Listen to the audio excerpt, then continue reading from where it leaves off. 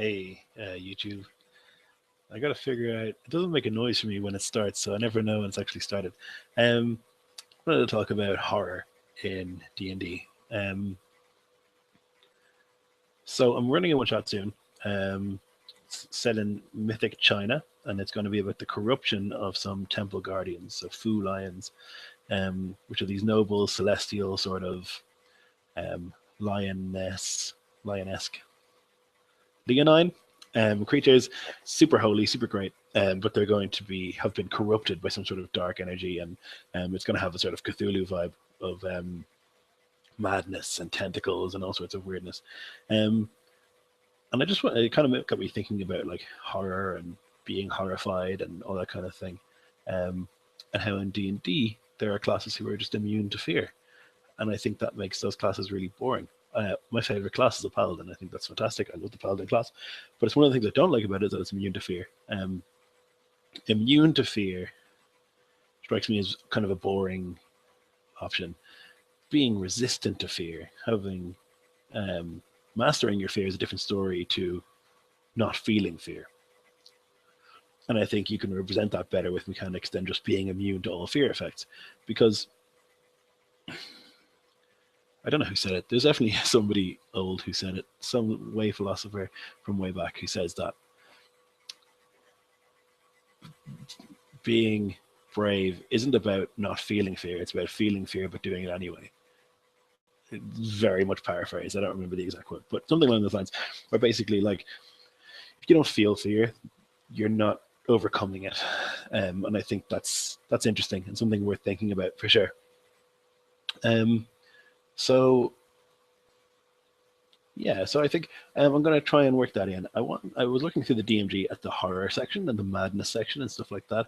And I think that's something kind of cool. I think the short-term madness is if you put yourself into the mindset of somebody who lives in China in 200 BCE, you're looking at somebody who's probably rarely seen any kind of monster. They've probably never seen a Caucasian person, never mind a monster. So okay, we take for granted that it is a fantasy setting, so they might have seen some monsters that are monsters, some creatures that are common in that setting. So I'm going to say Fu Lions, for example, are rare, but you might see them if you worked in a temple because they are the temple guardians.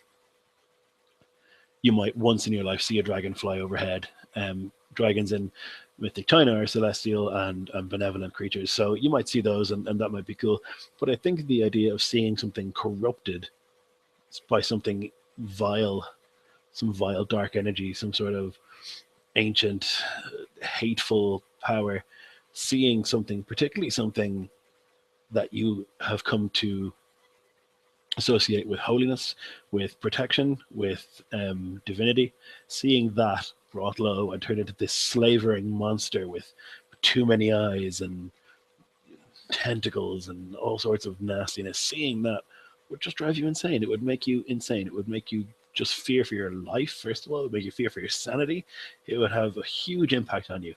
I think seeing things like that should make you afraid, should make you more than afraid. And I'm going to try and bring that across. I think that's something I want to try and work into my D&D games. I don't like the idea that barbarians and paladins are just immune to fear. So I think I might change those rules in my games because I think that's really boring, being immune to fear. I also think it's really unrealistic. Even a adventurer who is experienced. So put yourself in the mindset of an adventurer. So you're this brave paladin who has adventured throughout the land, and you've gained a lot of experience, and you've overcome some baddies, and then you come face to face with an ancient red dragon, and it is as big as a building, and it's this malign intelligence, and it's this horrible presence of this enormous creature that could just snuff out your life whenever it feels like it. And you just stand there and go, I don't care, I'm going to fight you. No, you don't. You would lose your mind. You would be so terrified. And I want to bring that across. So I'm going to start moving, adding some fear effects into my games, adding bigger effects of terror, because I think the majority of characters would be afraid in situations where usually they just kind of go, oh, it's a monster. Okay, I move over here, I flank it, and then I attack it. Really? Do you? Like, would you in that situation? I wouldn't. I definitely wouldn't. I would just go nope and run away. That's what I would do. And I think, I mean, okay, yeah, the paladin is meant to be brave, the barbarian is meant to be fearless. That's fine, but I think you would at least pause for thought before charging in against some sort of horrible creature. Yeah, just thought I'd mention that.